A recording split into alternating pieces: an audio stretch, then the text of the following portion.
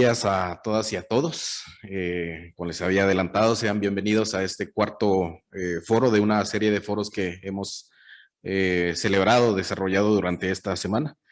Este cuarto foro, o más bien esta conferencia, es con el relator de las Naciones Unidas para el Agua y el Saneamiento, enmarcada en el Objetivo de Desarrollo Sostenible número 6 sobre agua y saneamiento y avances en la región latinoamericana.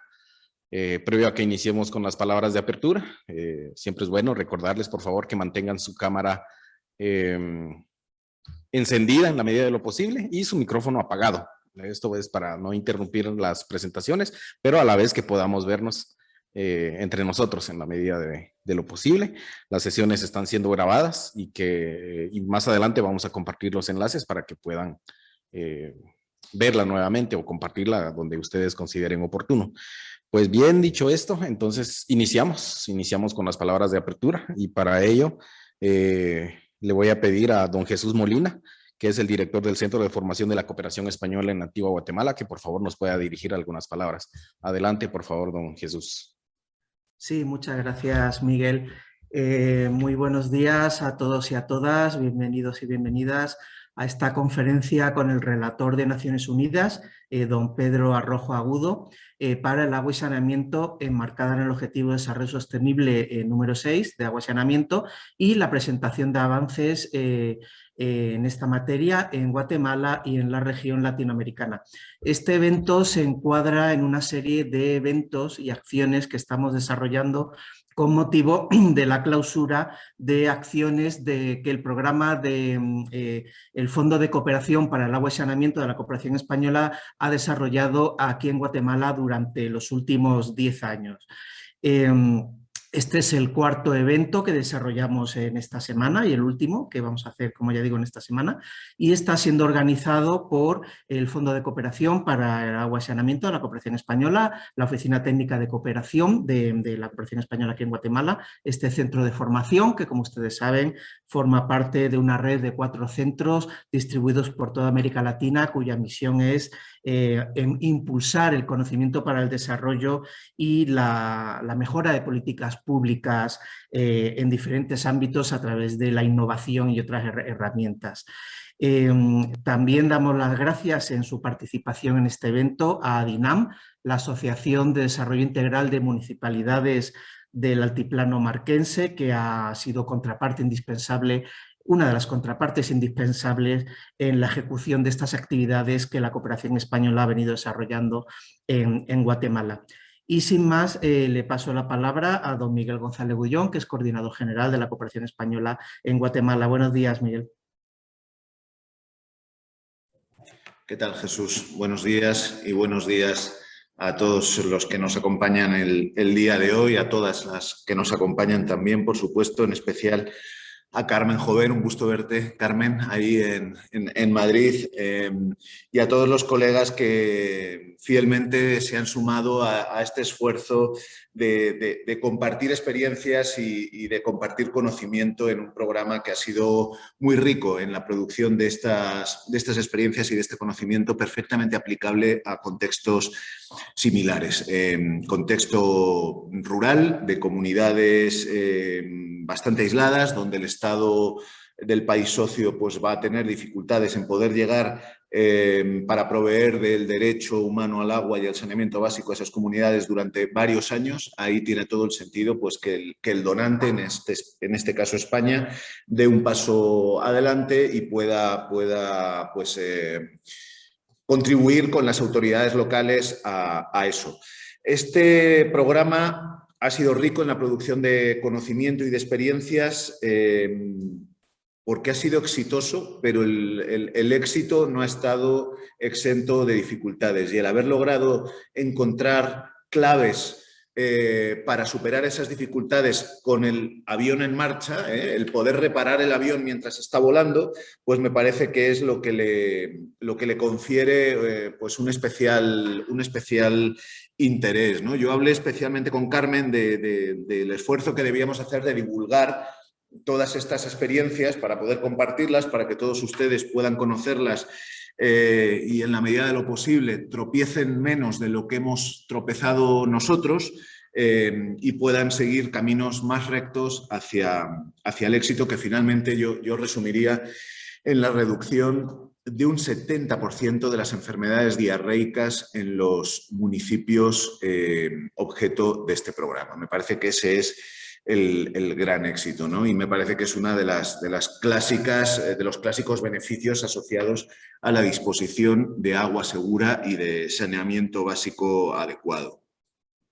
A lo largo de estos días pues hemos visto temas relacionados con la gobernanza del programa, hemos visto temas relacionados con el impacto en género, hemos visto temas relacionados con iniciativas innovadoras y el día de hoy pues qué mejor cierre que contar con Carmen Jover para que nos pueda hablar pues, de los 10 años del Fondo de Cooperación, se dice pronto, 10 años trabajando a nivel regional en países muy diversos y en contextos muy, muy diversos en materia de agua y saneamiento, ¿no? Creo que eso nos ha dado como Cooperación Española un marchamo diferente. Yo creo que la Agencia Española de Cooperación en América Latina tiene un antes y un después, desde que se aprobó y se empezó a implementar el Fondo del Agua hasta ahora. Y desde luego el después es mucho mejor que el antes. Y contamos, por supuesto, con el relator especial, como decía Jesús Molina, de Naciones Unidas sobre los derechos humanos al agua y saneamiento, Pedro Rojo. Así que qué mejor jornada o qué mejores ponentes para terminar estas jornadas y este esfuerzo de compartir conocimiento. Sin más, te paso la palabra. Carmen, bienvenida.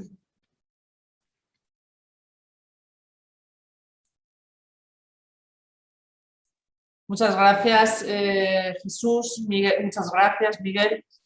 La verdad es que es un placer poder compartir con todos ustedes. Buenos días a todos, buenos días a todas. Poder compartir esta, bueno, en alguna medida, celebración de 10 años del Fondo del Agua en Guatemala y hacerlo coincidir, como decía Miguel, con el cierre del programa de Arimán, que efectivamente, bueno, yo creo que podemos decir que ha sido un éxito, ¿no? Sé que ha habido muchísimo trabajo por el camino y no quiero dejar de felicitar al presidente de la Manco, a Eulalio de León Velázquez, y al director de la unidad de gestión, y con ellos dos a todos los equipos y a todos los alcaldes. Decía Heriberto Fuentes, por todo el impulso político y el trabajo dedicado con esa capacidad de arreglar el avión en marcha que decía Miguel, ¿no? Sé que ha habido muchos problemas por el camino, pero un foco claro, el timón firme para conseguir ese resultado que, cuando me lo comentó Miguel hace unas semanas, unos meses, la verdad es que nos pone los pelos de punta, ¿no? El conseguir esa reducción de enfermedades de origen, o sea, de enfermedades diarreicas de origen hídrico y con ello mejorar o reducir los niveles de desnutrición infantil, ¿no? Con lo cual, mis felicitaciones y muchísimas gracias por la invitación. Yo tenía intención, muy brevísimamente, de compartir con ustedes una pequeña presentación, simplemente para explicar por qué el fondo, ¿no?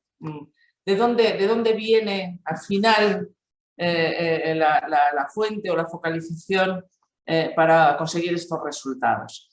Y el origen de todo es precisamente ese compromiso de España con los derechos humanos al agua y al saneamiento.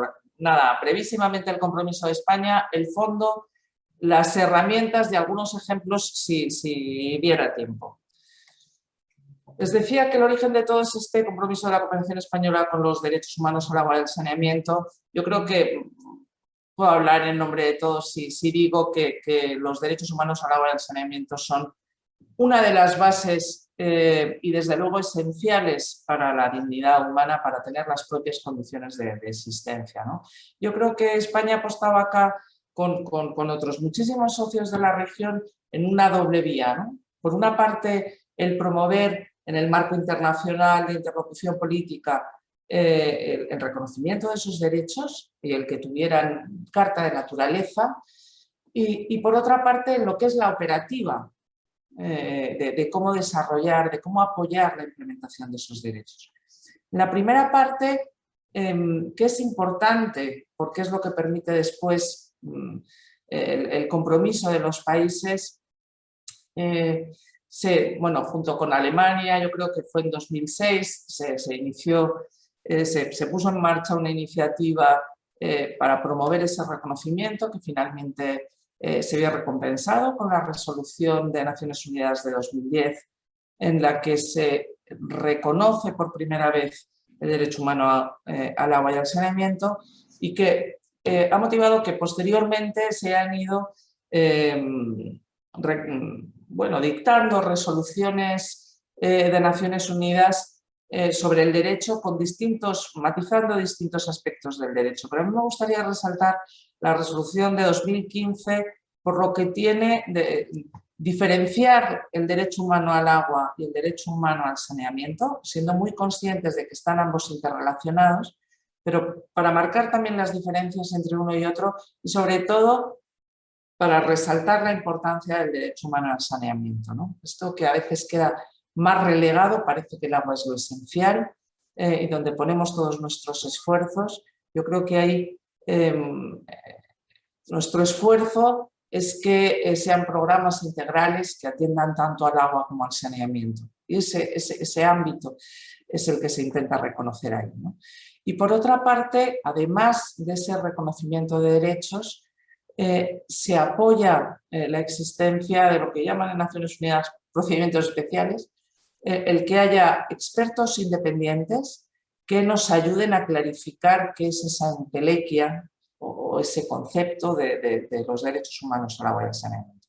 Y ahí es donde se enmarca la figura del relator especial para estos derechos, que quizá a ustedes les suenen los nombres. Primero estuvo Catarina Alburquerque, luego Leo Heller, portuguesa, brasileño, y ahora Pedro Arrojo, español, que su misión principal es ayudarnos y darnos recomendaciones de carácter transversal sobre cuál es el contenido de esos derechos y qué significa, qué debe significar en nuestras actuaciones. Hace igualmente análisis de regiones y de países. Yo les invito a visitar la página web del relator, ahí hay muchísima información que puede ser práctica, ¿no? en muchos casos.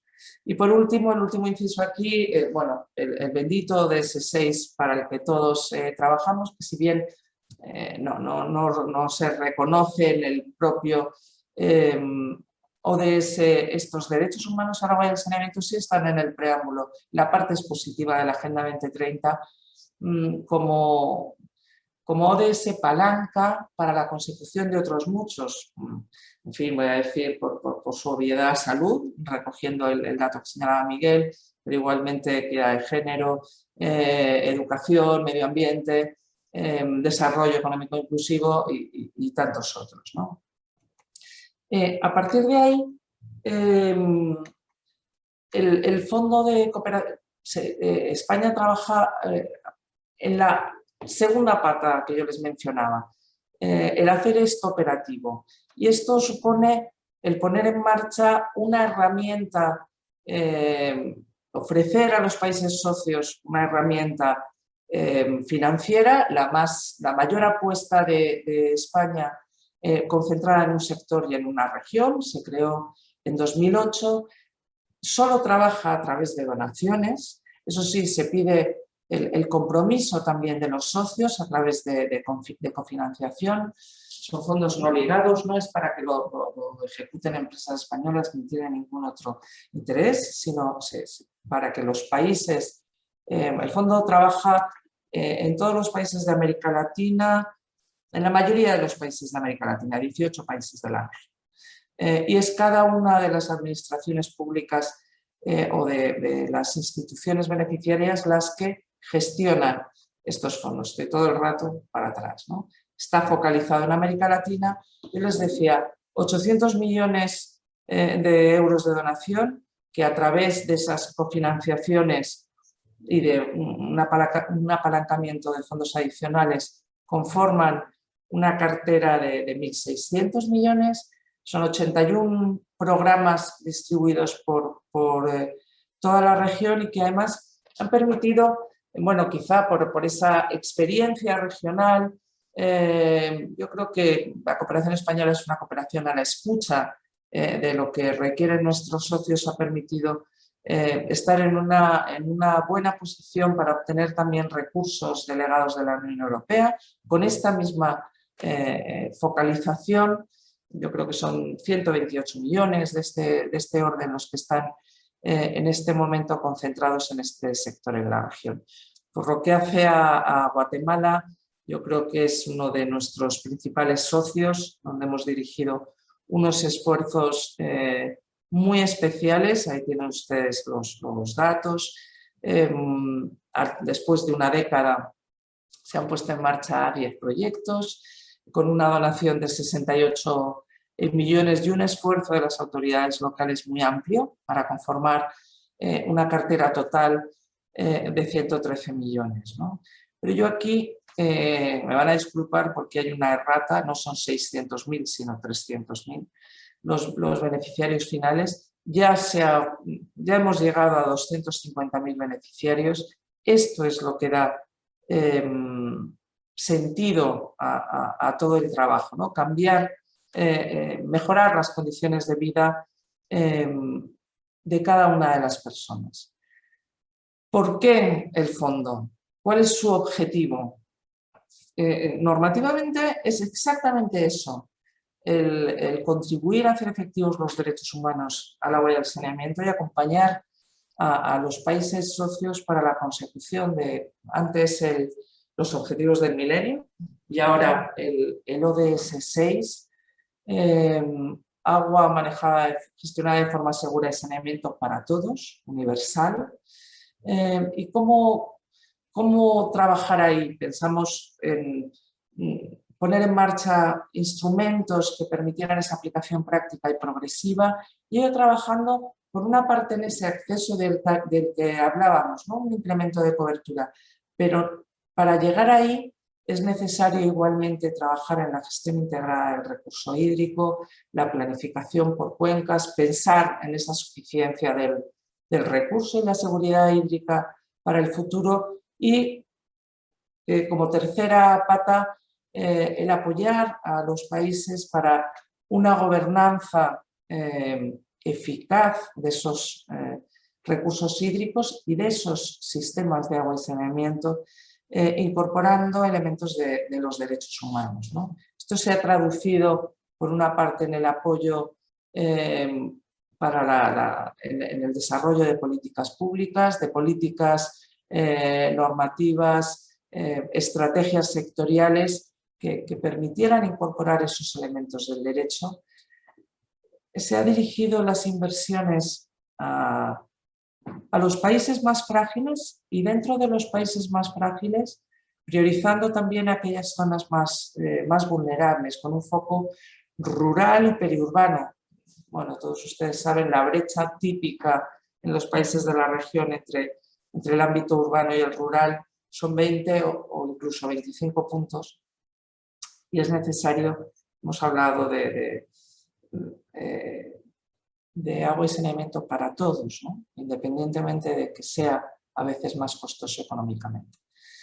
En ese contexto se trata de implementar medidas efectivas para asegurar esos derechos y es crítico ese fortalecimiento institucional, ese desarrollo de capacidades, por una parte, para que realmente las distintas instituciones encargadas de la gobernanza del agua y de la gestión de los sistemas, de una gestión eficaz de los sistemas, puedan tener a su alcance todos los instrumentos y las capacidades necesarias. Y por otra parte, el desarrollo comunitario, el agua rural especialmente está encomendada en muchos casos a las juntas rurales y es necesario proveerlas de las herramientas necesarias para poder contribuir a esa gestión del agua y promover la participación de todos los ciudadanos y las ciudadanas en la decisión sobre cómo se va a gestionar ese agua.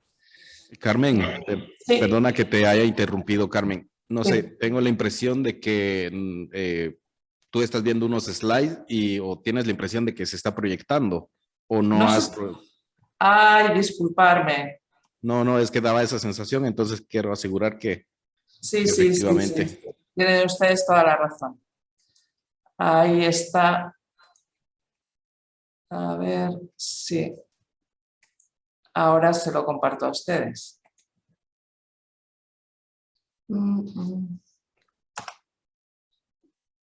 Vamos ahí. Perfecto. Muchas gracias. Ahora sí, perdona la interrupción, Carmen. No, perfecto.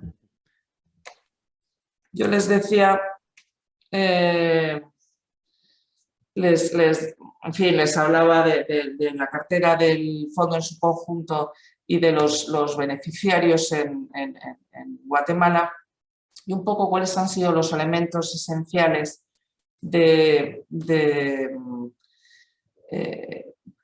Fondo de Cooperación para Agua y Saneamiento, cómo ha trabajado en estos elementos, ¿no? Y estaba por decirles en este momento que además de trabajar en el acceso, en la gestión integrada, en la gobernanza, para la cooperación española en su conjunto y singularmente dentro del Fondo del Agua, trabajamos con 3 aspectos transversales: la equidad de género, que debe impregnar todas nuestras actuaciones, el respeto y el fomento de la diversidad cultural y el respeto al medio ambiente y la adaptación al cambio climático. Pero todas estas intenciones hay que medirlas, hay que ver cuál está siendo el progreso en cada uno de los programas y por eso yo creo que todos ustedes o muchos de ustedes han sufrido esos necesarios reportes de indicadores más o menos complejos que nos permitan también hacer rendición de cuentas, tanto a cada uno en nuestro foro, como saber realmente hasta qué punto estamos viabilizando ese ejercicio efectivo de los derechos humanos.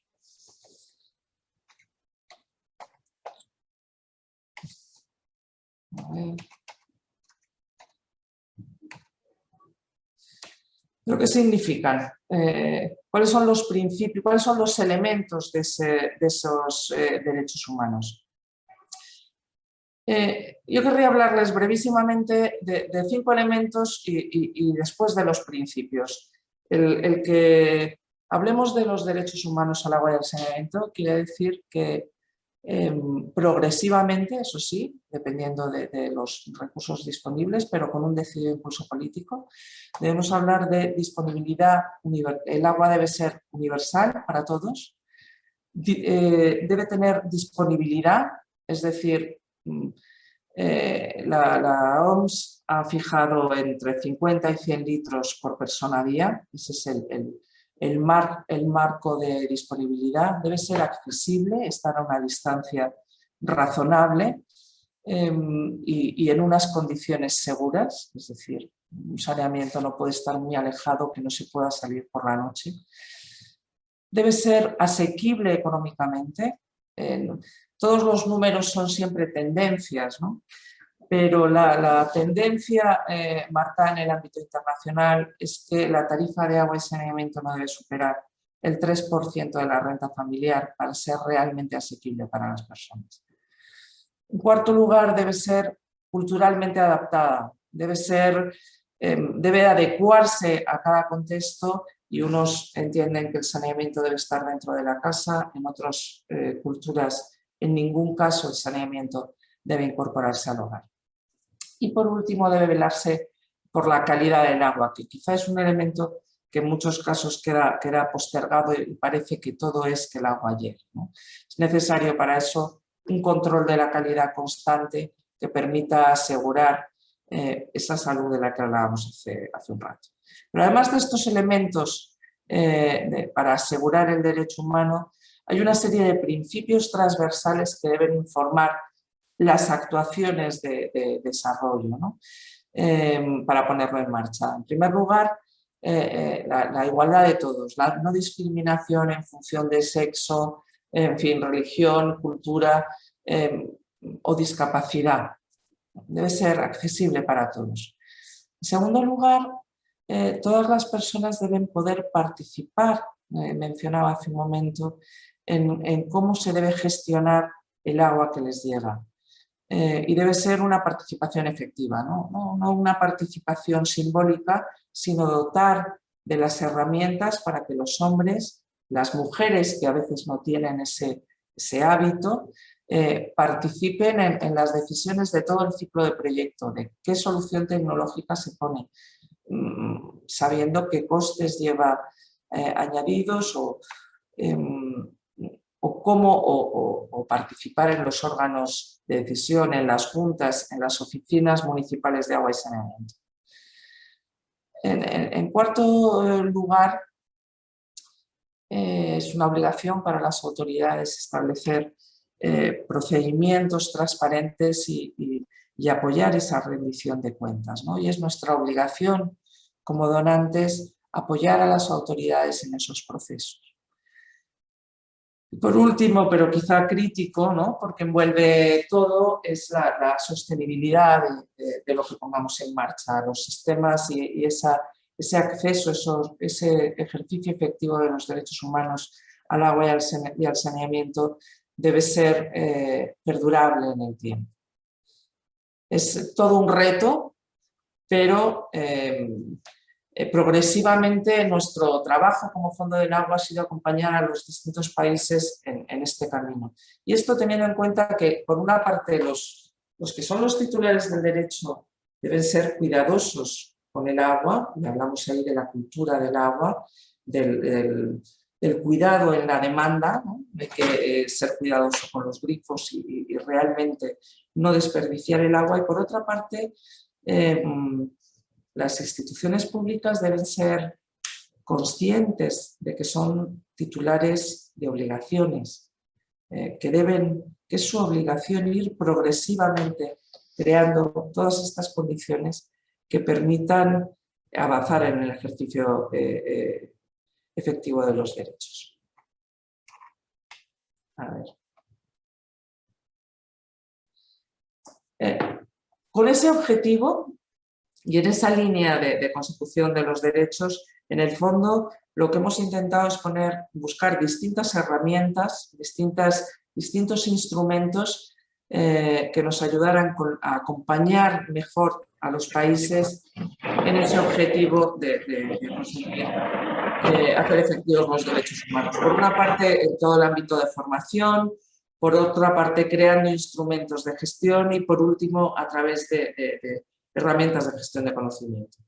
Yo no voy a entrar ahora en detalles porque el tiempo es muy breve, pero sí quiero invitarles a entrar en la web del fondo y a ver la lista de comprobación del cumplimiento de los derechos humanos. Hemos intentado hacer una pequeñita guía muy sencilla para que podamos analizar en cada una de las fases del proyecto, tanto desde la planificación, desde la identificación, planificación, ejecución y evaluación y cierre, qué elementos debemos tener en cuenta, tanto en agua como en saneamiento, tanto en ámbito rural como urbano, para saber si estamos incorporando esos elementos de los que les hablaba hace un momento. Además de esta guía, que ahora luego les enseño brevísimamente para que vean su sencillez, se han puesto en marcha distintas publicaciones que están igualmente disponibles y que en esa gestión del conocimiento de la que hablaba Miguel en su introducción pueden ser útiles en el intercambio de experiencias, en el aprender de dónde hemos tropezado en un sitio o de lecciones aprendidas y buenas prácticas en otros sitios. Tienen el manual base sobre los derechos humanos al agua y al saneamiento, servicios inclusivos universales. Algunas de estas publicaciones están hechas con otros socios con los que trabajamos en la región, en ese marco del ODS 17. Además de estas publicaciones que tienen disponibles en el enlace que ven ustedes ahí abajo, en los distintos programas, por una parte y por otra parte en un marco más regional, al final hay muchísimo trabajo de muchísimos socios detrás. Se ha tratado de sistematizar en guías y recomendaciones las distintas prácticas que se han podido recabar a lo largo y ancho de estos programas, ¿no? En aspectos como género, participación social, gestión rural, o en aspectos más técnicos. Estamos trabajando en la guía de planificación hidrológica o en distintas guías en el ámbito de normativos y sectorial de saneamiento, ¿no? Avanzo sobre ello. Cualquiera que esté interesado puede dirigirse a la OTC o en la web del fondo. Yo les decía que solamente les iba a hablar muy brevemente de esta lista de comprobación. Nuestro objetivo inicial fue que los equipos que trabajaban en el fondo, los equipos, digamos, de la agencia, pudieran tener una herramienta sencilla para no perder de vista los derechos humanos al saneamiento. Ahora estamos trabajando en adaptar esta lista de comprobación para nuestros socios, para que ellos la puedan tener también encima de la mesa y en los programas del fondo, pero en las distintas actuaciones que se pongan en marcha puedan tener presente algunas preguntas que les hagan interrogarse sobre si realmente se está teniendo en cuenta este enfoque de derechos, ¿no? Les pongo algún ejemplo. Tienen en cuenta los criterios que les señalaba hace un momento, tanto los transversales como los normativos. Para que vean ustedes, la guía tiene esta visual, ¿no? Solamente se recogen una serie de indicadores, se analizan qué aplicación práctica tiene ese criterio en una determinada fase de ejecución del proyecto y se da una valoración. Pues en este caso es sobre la participación, de qué forma se está dando participación, si realmente hay articulados instrumentos y si realmente es una participación efectiva. Es sencilla, pero realmente útil.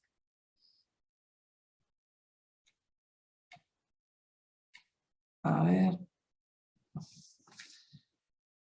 Otro ejemplo, los servicios de agua y saneamiento deben funcionar de forma fiable y continua, en este caso referido a la sostenibilidad, va indicando en cada caso su aplicación, ámbito rural, urbano, saneamiento, y ofrece ahí una desagregación grande de criterios para poder avanzar en una incorporación real. Podríamos recoger cada uno de los datos.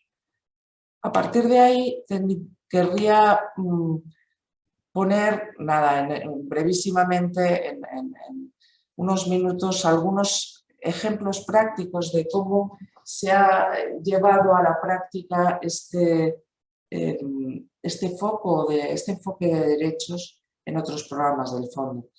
Rapidísimamente, en Perú, por ejemplo, en la Mancomunidad Municipal del Río Santo Tomás, quizá el ejemplo más parecido a la Mancomunidad de Aymán, con todas sus diferencias, ahí para determinar en qué comunidades trabajar, se establecieron una serie de indicadores de salud, de vulnerabilidad social y económica, de género, y otros más directamente relacionados con el derecho humano, algunos derivados de los elementos que veíamos hace un momento, y a partir de ahí se hizo un listado de cuáles eran las comunidades más vulnerables y esas fueron las comunidades elegidas para actuación. Todo ello realizado a través de talleres participativos con las comunidades, incorporando también ese principio del que hablábamos hace un momento.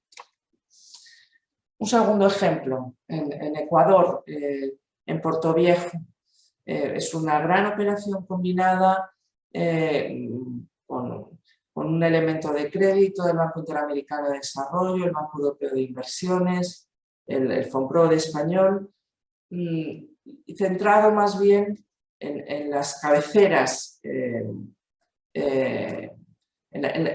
los municipios mayores. Mientras que todo el ámbito rural, los pueblos más pequeños quedaban desatendidos.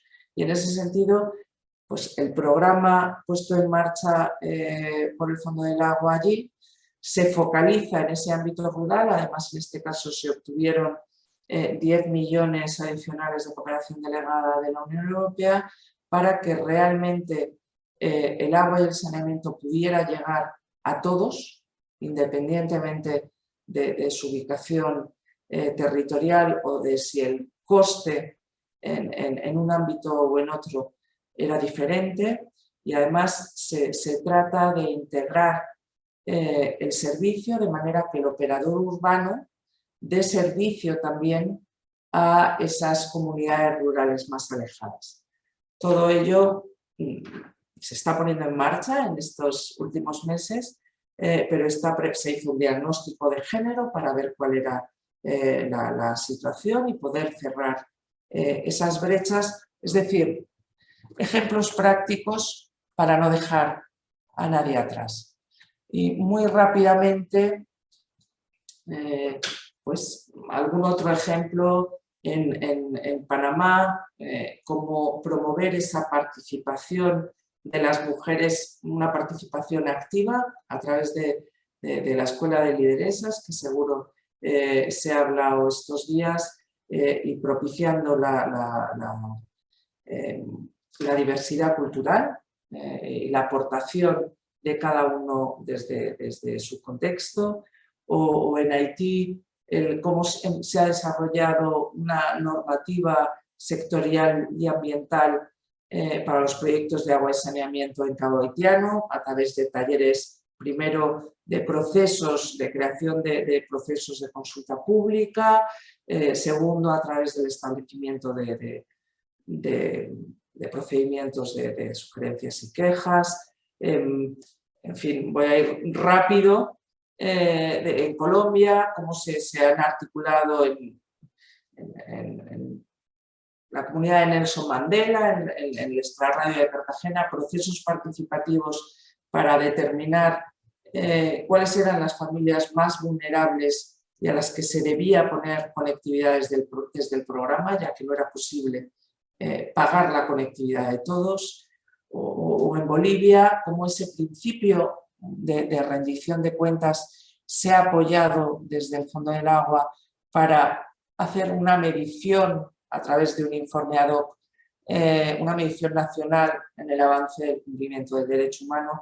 O bueno, en Guatemala, como ahora mismo, ustedes lo saben mucho mejor que yo, pero no quiero dejar de mencionarlo, desde las oficinas municipales de agua y saneamiento, por ejemplo, en San Miguel se está trabajando por tener ubicados realmente a todos los usuarios y hacer un compromiso progresivo a corto, medio y largo plazo para llegar a todos ellos, o para promover soluciones artesanales de desinfección que permitan alcanzar a la totalidad.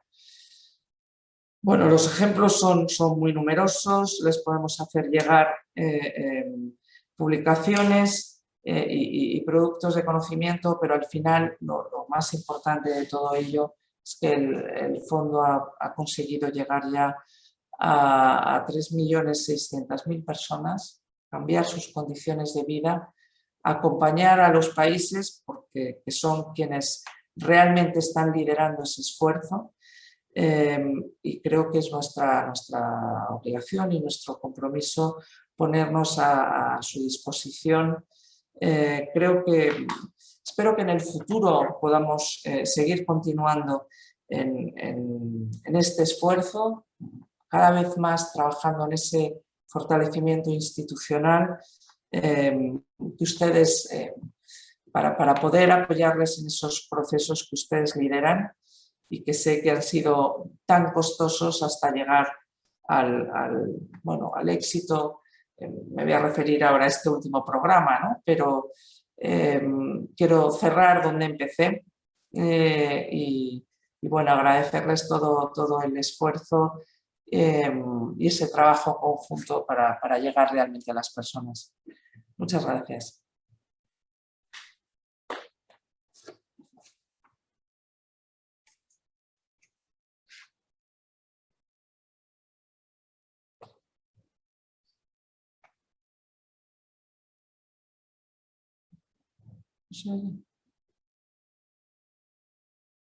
Perdón, suelen suceder a veces en estos eventos. Te decía, muchas gracias, Carmen, por tu presentación. Es interesante saber del trabajo que está realizando el Fondo de Cooperación de Agua y Saneamiento y de todos los proyectos que han realizado a lo largo de estos años. Quiero comentarles también que tenemos la participación ahora del relator especial de las Naciones Unidas sobre Derechos Humanos al Agua Potable y Saneamiento, el señor Pedro Arrojo. Esta presentación la vamos a hacer en dos partes. La primera vamos a proyectar una presentación que él previamente ha grabado, la vamos a proyectar y posterior a la presentación, el señor Pedro Arrojo va a contestar algunas preguntas que pueda surgir del auditorio.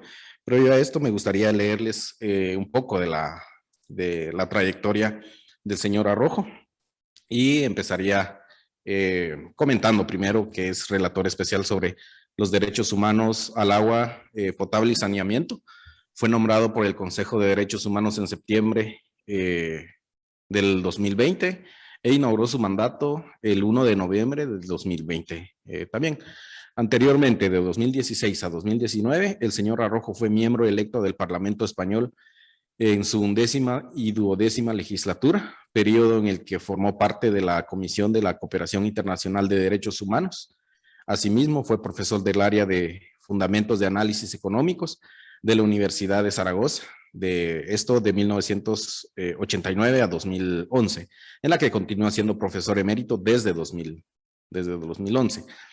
También comentarles que en el 2002 fue cofundador de la Fundación Nueva Cultura del Agua, una organización sin fines de lucro de la península ibérica, compuesta por más de 200 miembros del mundo académico, del ramo académico, que tiene por objetivo promover un cambio hacia una nueva cultura del agua. Esta fundación se centra especialmente en los derechos humanos, la transparencia y la participación pública en la gestión y planificación del agua y ecosistemas acuáticos.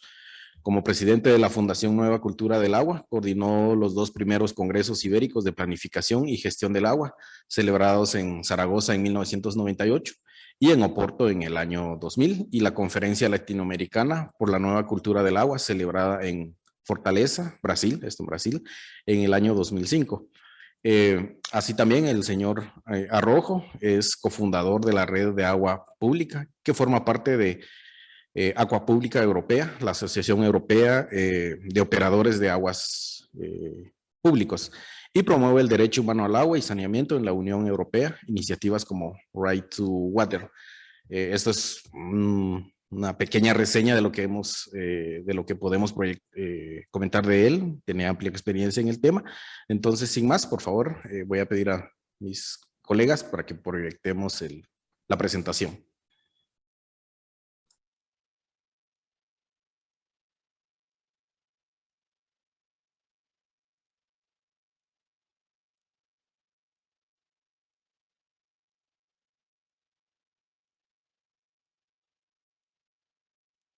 Amigas y amigos, ante todo, gracias por esta invitación que me hacen y por la atención que me prestan.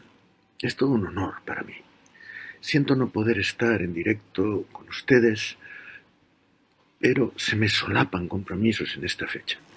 Les hablo desde Ginebra, en donde esta semana estoy presentando y debatiendo mi primer informe ante el Consejo de Derechos Humanos de las Naciones Unidas. Y les haré una confidencia. Estoy nervioso, como un estudiante, ante su primer examen en la universidad. Bueno, supongo que saldrá bien. Miren, en este primer informe analizo las raíces de lo que yo llamo la crisis global del agua en el planeta agua, el planeta azul, con esos 2.200 millones de personas sin acceso garantizado al agua potable. 2.200 millones que no son propiamente, en su mayoría, personas sedientas que no tengan agua en su entorno de vida, sino, con la excepción ciertamente de territorios áridos y semiáridos que probablemente sean inhabitables en pocas décadas por el cambio climático en curso, la inmensa mayoría, insisto, son personas empobrecidas que viven junto a ríos, fuentes o acuíferos contaminados. Para afrontar este reto necesitamos, ante todo, hacer las paces con nuestros ríos. Y por otro lado, priorizar el agua para la vida. El agua en sus funciones de sostén de la vida en general y especialmente de la vida y de la dignidad de las personas y de las comunidades. El agua para la vida es, por ejemplo, ese mínimo vital necesario para garantizar agua potable y saneamiento para una vida digna, como derecho humano, como también el agua que necesitan las comunidades para producir y garantizar su suficiencia y su soberanía alimentaria. E incluso yo diría el agua necesaria para que los ríos sean ríos vivos, con peces, que garanticen a muchas comunidades esa pesca que constituye a menudo la dieta proteica de los más empobrecidos. El agua, en definitiva, para mí, queridas amigas y amigos, es el alma azul de la vida. Y los ríos son las arterias, las venas que vertebran la vida en los territorios. En este contexto, tal y como explico en ese primer informe que estoy presentando, me propongo desarrollar 3 objetivos clave a lo largo de mi mandato. El primero, promover la recuperación y sostenibilidad de nuestros ecosistemas acuáticos como única forma de garantizar los derechos humanos al agua potable y al saneamiento de esos 2.200 millones de personas empobrecidas que dependen diariamente de esos ríos, de esas fuentes, de esos acuíferos. El segundo objetivo, clarificar y desarrollar lo que yo llamo la gobernanza democrática del agua, que debe gestionarse como un bien común y no como una mercancía. Y en tercer lugar, trabajar por hacer del agua un argumento de paz, de colaboración y de convivencia entre los pueblos y las comunidades, superando conflictos que pueden llegar a ser a veces incluso pretextos que pretendidamente justifican guerras. Creo, amigas y amigos, que ustedes, aun siendo víctimas en muchos casos de marginación y de políticas injustas que les empobrecen, nos ofrecen desde sus territorios lecciones vitales para el mundo en su conjunto ante esta crisis global del agua en el siglo XXI.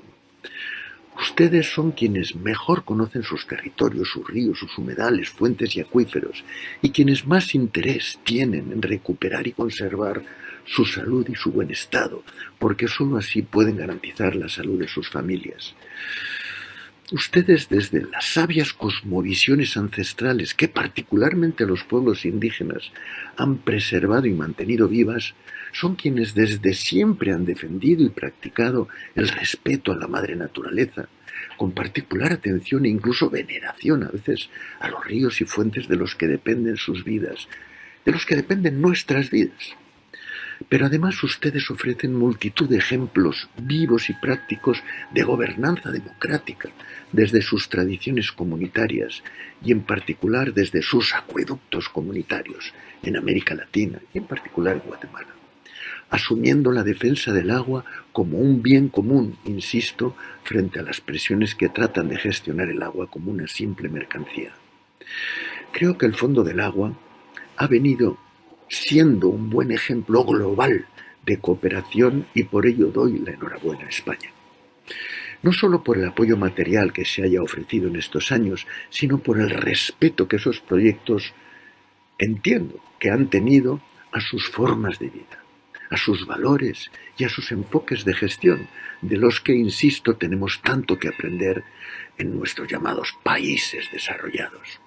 tengo la profunda convicción de que la gestión comunitaria que ustedes representan es un tesoro democrático y de responsabilidad ciudadana que los gobiernos y el mundo entero deberíamos apreciar a la hora de intentar y de desarrollar los derechos humanos al agua potable y al saneamiento que nos obligan a todos y a todas como una obligación mundial.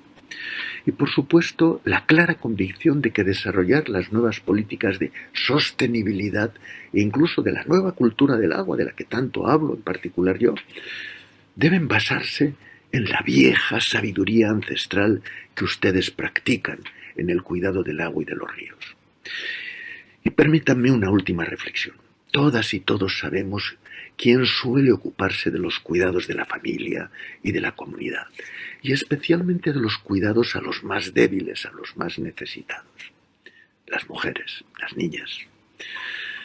Y todos y todas sabemos que en esos cuidados el agua es la clave que hay que garantizar a diario. Por ello les felicito por ocuparse de visibilizar esa labor fundamentalmente de mujeres y niñas que todo el mundo debe conocer y agradecer. Pero sobre todo les felicito por proyectar ese reconocimiento a una función de liderazgo, de merecido liderazgo de las mujeres en el diseño y ejecución de proyectos en materia de agua, saneamiento e higiene para todos y todas. Siempre recuerdo la lucha de las comunidades mazahuas allá en México por el agua, una lucha dura que llegó a tomar perfiles de violencia con la intervención de las fuerzas policiales en un momento determinado, hasta que las mujeres dieron paso adelante y tomaron el liderazgo no violento de la lucha, en colaboración, por supuesto, con sus maridos, con sus hijos, con hombres, con personas jóvenes y personas mayores. Las mujeres marchando delante con sus hijas e hijos hasta Ciudad de México. Eso hizo imparable el movimiento que culminó en un éxito ejemplar e histórico. Por ello, siempre digo que cuando veo en las múltiples luchas por el agua, cuando veo que las mujeres se ponen al frente, cerrando filas con hombres, niños, niñas y personas mayores, siempre pienso y digo, esa lucha se ganará. Muchas gracias. Bueno, acabamos de ver la presentación del relator. Originalmente, esta presentación iba a ser esta iba a ser la única presentación, debido a que el señor Pedro Arrojo también tiene que atender algunos compromisos en Naciones Unidas, en Ginebra, pero finalmente se contactó con nosotros y tenemos el gusto de tenerle por unos minutos acá. Entonces le damos la bienvenida para que pueda dirigir algunas palabras a la audiencia. Por favor, señor Arrojo, el tiempo es suyo. Gracias. Un privilegio, un placer, un honor estar con ustedes y les agradezco la invitación y su atención. Desgraciadamente, como usted bien dice, tengo apenas 10 minutos porque luego tengo que desplazarme a toda velocidad a otro evento que tengo comprometido. Con lo cual he tenido ahí este paréntesis. Yo había mandado la grabación por estar seguro de que ustedes tuvieran mi contribución. Y ahora, bueno, pues si en este ratito que tengo todavía 10-15 minutos máximo hay alguna pregunta, pues intentaré contestarla lo mejor que sepa. Muchas gracias. Muchas gracias al señor Arrojo. Bien, entonces no sé si tenemos alguna pregunta de parte de la audiencia para que puedan formularla.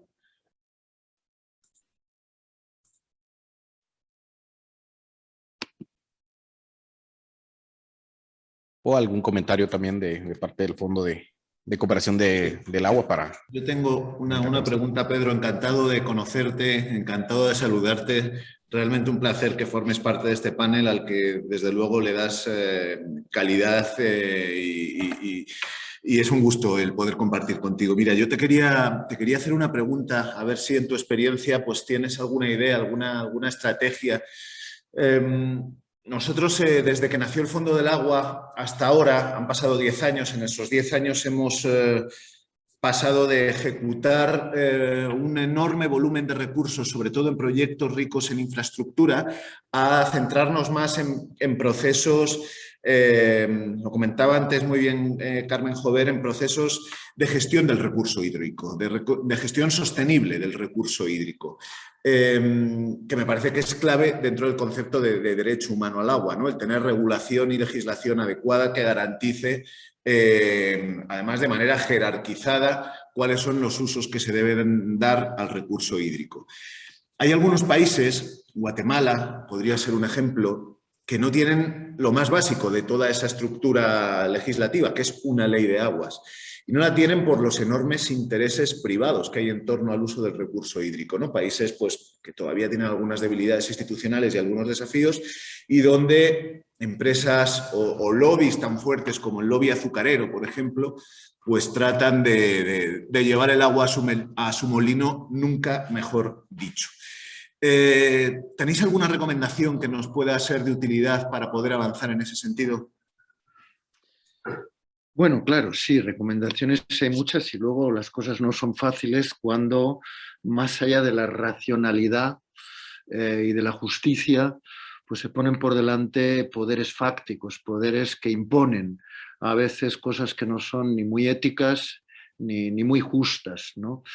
Pero yo creo que frente a eso, yo creo que desde las instituciones que también tienen, como es en este caso la cooperación española, o como es seguro que también hay sectores de la administración de Guatemala como de cualquier otro país que con toda buena intención intentan desarrollar estas cosas.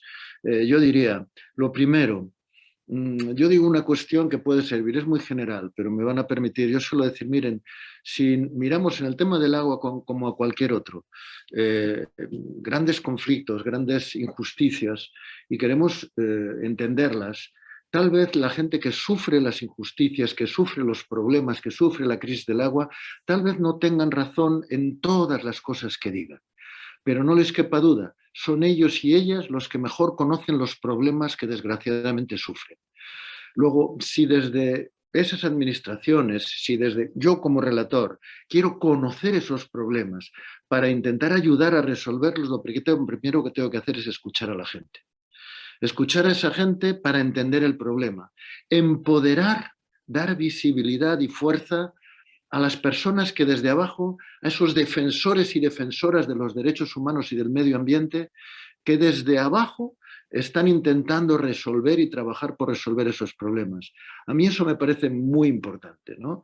Y entonces yo creo que por eso, yo creo que los proyectos que se pueden desarrollar desde el Fondo del Agua o que se han podido desarrollar, obviamente hay veces que necesitas una infraestructura, necesitas un apoyo tecnológico, pero yo creo que es fundamental contar con los motores reales que hay para hacer posible estas cosas, y son motores que están en el territorio, son la gente misma, ¿no?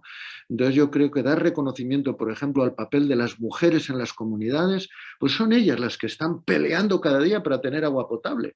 Luego son las más interesadas, las más dispuestas. Pues tenemos que ayudar en lo posible a visibilizar lo que es su gran trabajo, lo que es su liderazgo, sus posibilidades. Bueno, y en última instancia, pues claro, obviamente hablar con todo el mundo, colaborar con todo el mundo. Yo soy el primero que como relator tengo que hablar con la gente, es mi primer objetivo, pero también tengo que hablar, vengo de hablar con el gobierno, por ejemplo, con la delegación de Guatemala mismo, ¿no? Con la de México hace poco, que están haciendo una buena ley general de aguas bajo la perspectiva de derechos humanos. Ojalá que en México sean capaces de romper esas dificultades que tienen, porque también hay grandes poderes que están porque no se produzca esa aprobación legal. Ahí estamos, ¿no? Entonces es un proceso lento en donde hace falta la contribución de todos, pero en donde el motor para resolver los problemas, para mí, está en quienes sufren los problemas. Gracias, Pedro. Muchas gracias. También tenemos algunas preguntas en el chat. Yo creo que alguna está vinculada justamente con lo que preguntó don Miguel González sobre la ley de aguas y ya se respondió. Tenemos otra que nos plantean y dice, ¿cómo se puede defender el derecho humano al agua si el recurso está destinado a su agotamiento? Un poco por ahí va el planteamiento de cómo Ya. defender el derecho al agua. Fíjese que yo esa visión del agotamiento del agua, que yo sé que es bien intencionada, pero yo creo que es desenfocada. Miren, yo no sé quién hizo este planeta, si fue Dios o quién, pero lo hizo muy bien. Y dejó en marcha todo un ciclo hídrico impresionante, una tecnología natural del agua, que a través de tecnologías mucho más sofisticadas que las que los controlamos los humanos, ¿no? Cada año regenera millones y millones de metros cúbicos de agua a través de la evaporación del agua de los mares, las lluvias, y ahí se regenera todo ese ciclo hídrico. Si nosotros somos capaces, lo dijo el otro día Bachelet, con la que estuve, por cierto, tuve el honor de tener una larga entrevista que le agradezco muchísimo, ayer mismo. Y lo primero que le dije es darle la enhorabuena y las gracias por el discurso que hizo ante el Consejo de Derechos Humanos. Le aconsejo que lo conozcan y lo difundan. Empezó hablando de que para lo mismo que yo digo, que para llegar a desarrollar la garantía de los derechos humanos para los más empobrecidos y de otros derechos humanos, tenemos que ser capaces de hacer las paces con la naturaleza. Y eso nos lo enseñan también las cosmovisiones indígenas. Entonces yo creo que en este caso el agua no se va a agotar, no se preocupen. Por mucho cambio climático que haya, si nosotros somos capaces de hacer las paces con nuestros ríos nos seguirán dando agua saludable como se la dieron a nuestros abuelos y a nuestros ancestros. Lo que tenemos es que permitir que la naturaleza funcione como está destinada a funcionar si respetamos las leyes de la vida, ¿no? Entonces yo creo que ahí tenemos un gran reto. Muchas veces eso no depende de la propia comunidad, porque de repente, como usted dice, hay una azucarera aguas arriba que contamina el agua. Bueno, obviamente ahí el papel de la función pública, el papel de los gobiernos, el papel de Naciones Unidas está en cumplir las prioridades que requiere, por delante de todo, el cumplimiento de los derechos humanos. No hay derecho a contaminar los ríos, eso es un crimen. Y por tanto eso tenemos que ser capaces desde la presión de los que más lo necesitan, de hacer cumplir las leyes que están en marcha. Y los derechos humanos es una obligación legal que todos los gobiernos, el de Guatemala, el de España, el de Estados Unidos, se han comprometido.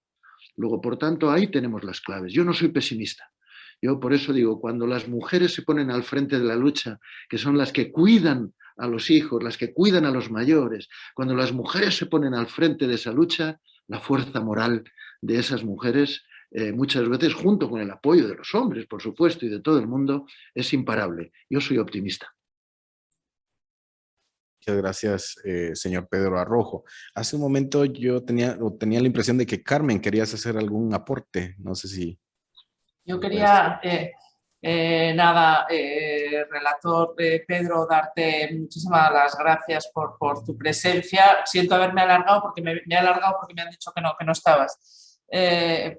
Una pregunta muy concreta y voy a salirme de la parte de gestión integrada de recursos que para nosotros es crítica y que estamos trabajando con la región. Sobre la escalera del saneamiento. Sí. Está siempre la dualidad entre la digamos, implementación progresiva del saneamiento para todos, poco para muchos, es decir, un saneamiento, por supuesto, gestionado de forma segura, pero quizá más básico, y una vez que todo el mundo tenga saneamiento, subimos el estándar, o al revés, un saneamiento, digamos, baños con 5 puntos de agua, etcétera, pero entonces la escalada para todos va a ser más lenta. Sé que es una dualidad difícil y en la que siempre nos movemos en el fondo del agua y que además pues cada país, unos países están marcando unos estándares u otros. No es una pregunta porque yo creo que no tiene una fácil respuesta, pero sí una, no sé si una reflexión. Te agradezco y a nivel te agradezco cómo me lo enfocas, porque yo creo que en efecto es difícil contestar de manera rotunda, ¿no? Yo diría, si yo fuera una autoridad pública directa en responsabilidad de proveer medios para que comunidades que no los tienen puedan ponerse en marcha, yo estaría por el apoyar para arrancar todos, los más posibles, porque luego, en gran medida, el que ese saneamiento, esa provisión de agua tenga 2, 3 o 4 estrellas, no va a depender tanto de cuánto dinero aportes, como de cuánta conciencia y cuánta voluntad de liderazgo tenga la propia comunidad. Es decir, por ejemplo, en este caso Naciones Unidas, y a mí me llama la atención cuando yo llegué a relator, el nombre para el Día Mundial de la Toilet. Aquí es el retrete, entonces queda hasta feo, ¿verdad? Y cuando yo dije, oiga, ¿por qué no hablan de saneamiento más global? No, es que queremos una voluntad, romper el mito de que lo que se necesita es lo básico, que no haya, por ejemplo, eso que suena tan feo en castellano, defecación al aire libre, es decir, que haya un espacio de privacidad, de garantía, en donde hombres y sobre todo mujeres en intimidad, en suficiente seguridad, se pueda hacer lo que todos necesitamos hacer cada poquito tiempo, ¿verdad? Ahí se incluiría también la salud menstrual de las mujeres. Cuidado, es el 50% de la población. ¿Qué pasa? Si no hay menstruación no hubiéramos nacido. Entonces, bueno, será un tabú, pero habrá que hacerlo. Entonces, bueno, me dijeron, queremos romper brecha hablando de el retrete, como básico, como mínimo eso. Y lo entendí, pero vamos, yo creo que en efecto el saneamiento es más que eso, es también a dónde va el residuo, porque si ese residuo va en directo al río, vamos a estar polucionando y envenenando o enfermando a las personas más abajo, corrientes abajo, ¿no? Luego, ya sé que es más que eso, pero yo creo que empezar por lo básico para todo el mundo, y lo básico es liderazgo también y comprensión de lo importante que es eso para la vida de todos y todas, ¿no? Entonces, ayuda para arrancar, medios para que pueda arrancar todo el mundo y capacitación para que luego eso que se puede mejorar con tecnologías sencillas, ¿no? Hay formas de depurar los retornos que quedan al alcance de todas las comunidades si nosotros damos la información suficiente.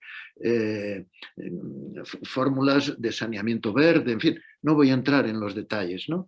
Pero yo estoy seguro que si arrancamos con lo básico e introducimos elementos de conciencia y de liderazgo social que tiene que haber en las propias comunidades, y ahí yo creo que de nuevo las mujeres pueden ser un tremendo motor de cambio. No solo víctimas, sino fundamentalmente agentes de cambio, poderosísimos agentes de cambio, ¿no?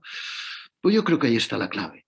Y luego cada comunidad tiene que saber y sabrá, sin duda, lo mejor que puede hacer en su territorio para que eso que al principio tiene una estrella, luego tenga 2 y luego tenga 3. Claro que sí, ¿cómo que no?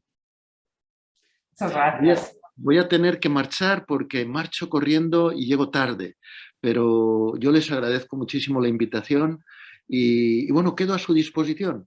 Esta cosa que son las redes nos permite a veces el milagro de poder estar a mucha distancia y colaborar en los debates y participar en ellos y aprender, porque yo soy un novato. Yo recién llegué y tengo todo por aprender, así que les agradezco y siento no haber podido estar a lo largo de los debates y así, porque con su experiencia, y no solo como AECID y no solo como Fondo del Agua, sino como comunidades, como gente que está ahí a pie de obra, ¿verdad? Yo tengo todo que aprender. El año que viene, además, mis 2 informes son, se lo digo ya porque les pido ayuda, y se lo digo así de claro, sobre, a nivel global, pero bueno, Guatemala tiene riqueza en esto que voy a decir. Agua y saneamiento en pueblos indígenas, no solo en cuanto a víctimas de injusticia, sino promotores, potentes actores de cambio con su visión comunitaria, lo que he dicho en el vídeo, ¿verdad? Y el otro reporte va a ser sobre comunidades campesinas en zonas rurales empobrecidas. Así que necesito su ayuda, su orientación, su apoyo y sus enseñanzas. Pues muchas gracias al señor Pedro Arrojo por tomarse el tiempo de estar unos minutos con nosotros y compartir. Y de parte de las instituciones organizadoras, le damos las gracias por podernos acompañar y vamos a estar atentos también a esos interesantes documentos que ha mencionado para poder dar el seguimiento respectivo. Así que muchas gracias. Gracias. Yo estoy segura, Pedro, que el aprendizaje real lo tiene, en fin, la comunidad de Aymán, el presidente, Heriberto Fuentes, que está por ahí, que es el director de la unidad de gestión y que lleva ahí. Pero por nuestra parte, por supuesto, cuenta con lo que necesita. Muchas gracias. Pues muchísimas gracias. Un abrazo fuerte a todas y a todos y hasta pronto. Un abrazo, muchas gracias. Gracias, un abrazo. Pues bueno, después de esta intervención vamos a continuar con la agenda que tenemos planificada y tenemos ahora la intervención ya previo al cierre, la última intervención a cargo de David Montesinos y Homero Escobar, quienes en un principio iban a comentar algo sobre esta intervención del señor Pedro Arrojo y a la vez hacer un recuento de las jornadas que tuvimos a lo largo de esta semana. Entonces, David, no sé si estarás por ahí para poder comentarnos algo. Hola, ¿qué tal? Muy buenos días a todos y a todas.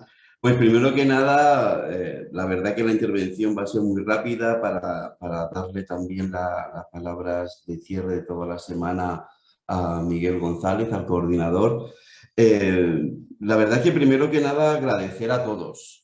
Como decíamos al principio de la semana y hemos venido repitiendo durante los 4 días del foro, este foro viene un poco a hacer partícipes y a hacernos partícipes de una discusión de los temas principales que han surgido o de los retos principales que han surgido durante estos 10 años de ejecución del Fondo de Cooperación para el Saneamiento en Guatemala, que han sido evidentemente pues, bueno, la gobernabilidad del sector, por un lado, y cómo eso ha afectado o afecta a la ejecución y al cumplimiento del derecho humano al agua. En segundo lugar, los aspectos que tienen que ver con la transversalidad del tema cultural y el género, 2 temas que como vimos en todos los países donde hemos trabajado han sido un reto y hemos ido poco a poco aprendiendo cómo incluir estos aspectos desde el inicio de los proyectos. Ayer estuvimos hablando de nuevas tecnologías, de nuevas formas de garantizar la prestación y operación de los servicios. Creo que muy interesante precisamente para lo que el relator nos decía ahora, para esos nuevos informes que van a venir, ¿no? Cómo esas nuevas tecnologías pueden también apoyar en esas comunidades más vulnerables, ¿no?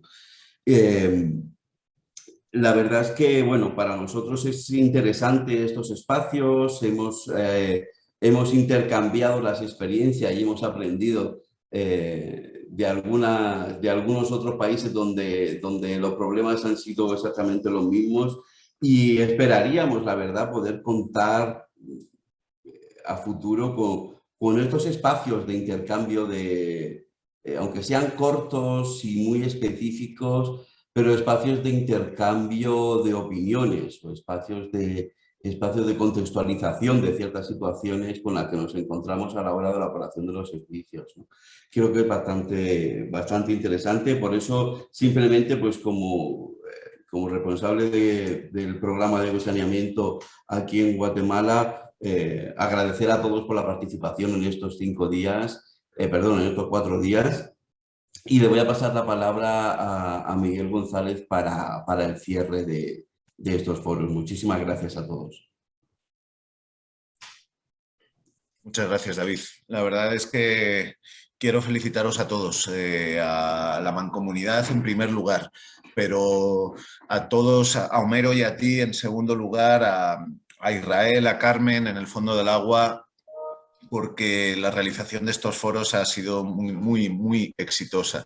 Gracias, Carmen, por tu sensibilidad a la hora de comprar de manera inmediata la idea de contar qué es lo que se ha logrado, de contar cómo se han superado las dificultades, de tener la valentía de no esconder esas dificultades, ¿no? Que forman parte del camino, ¿no?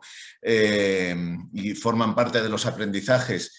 y a todos los que han enriquecido el foro durante estos días con su participación permanente, activa, con sus preguntas, con sus inquietudes. Se ve que no ha sido un foro más, ha sido un foro, por el contrario, muy activo. Gracias, Jesús, a ti y a tu equipo del Centro de Formación, verdaderos profesionales de este tipo de eventos.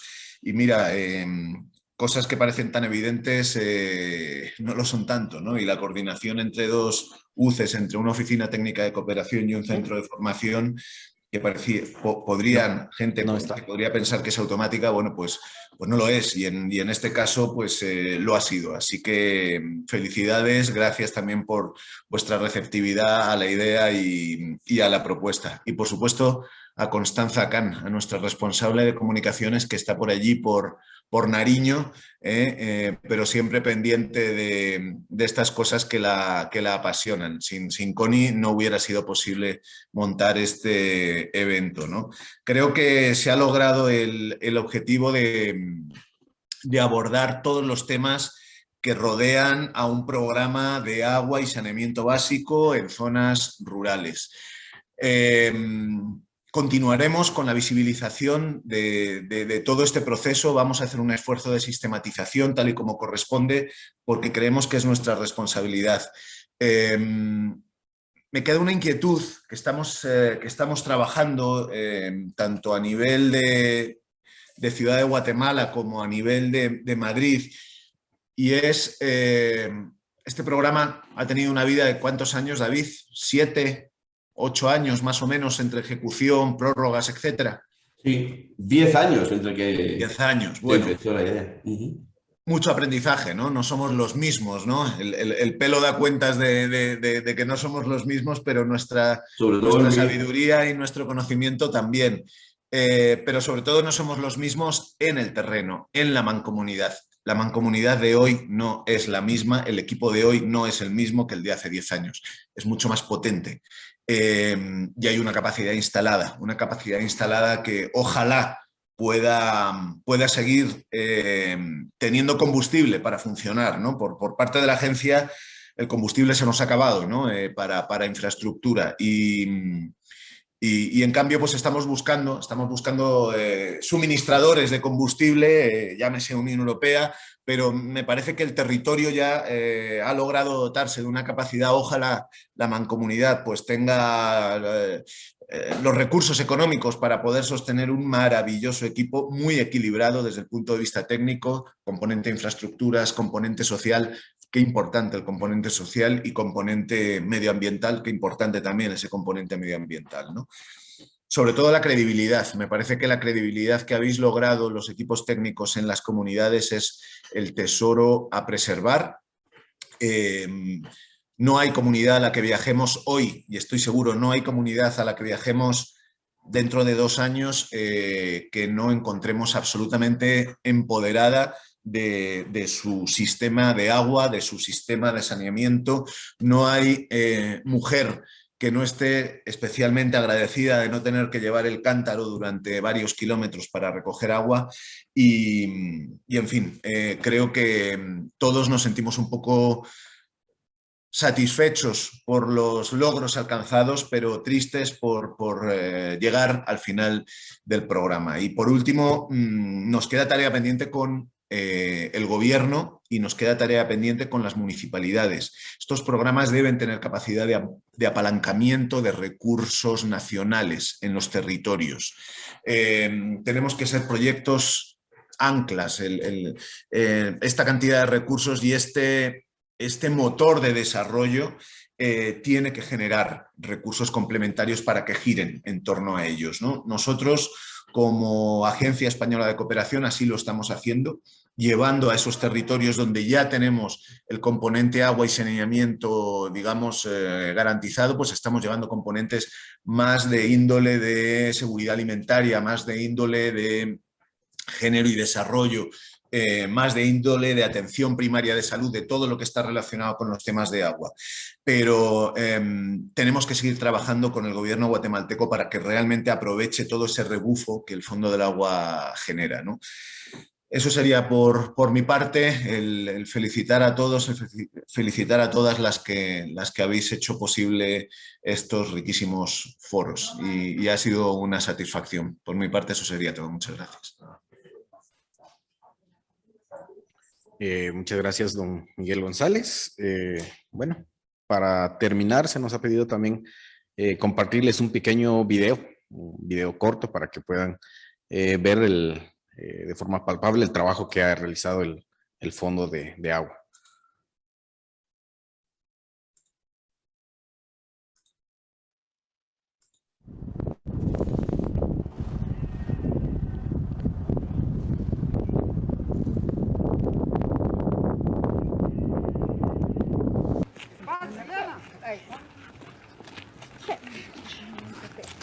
Look, it's my scoop. It's a scoop. What you eat that much?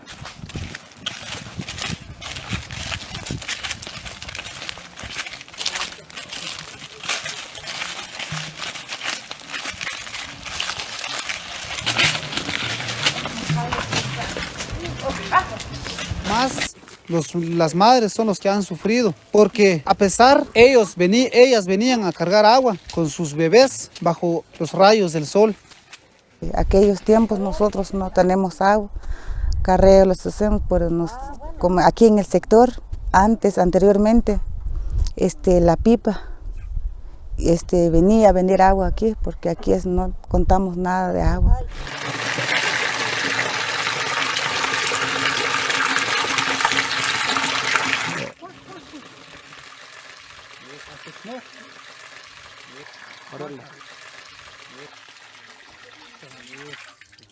Antes estábamos soñando con un chorro en el patio de la casa, pero de ese sueño ahora ya nos estamos despertando, ahora ya estamos viendo la realidad, que hoy en día ya contamos con un chorro en el patio de la casa. Gracias a la cooperación española, gracias a DIMAM, gracias a mis compañeros del COCODE, gracias a los padres de familia, a las madres de familia, ya que todo el trabajo que se ha hecho no fue un trabajo de en vano, al contrario, lo estamos viendo los resultados del esfuerzo. Los niños son los más beneficiados, que son el futuro de este sector, como también los que han sufrido bastante son las personas de la tercera edad. Gracias a Dios, a nuestros tíos, a nuestros padres que todavía están vivos, que ellos también están bebiendo un vasito de este esfuerzo que hoy en día lo estamos viendo en el patio de la casa.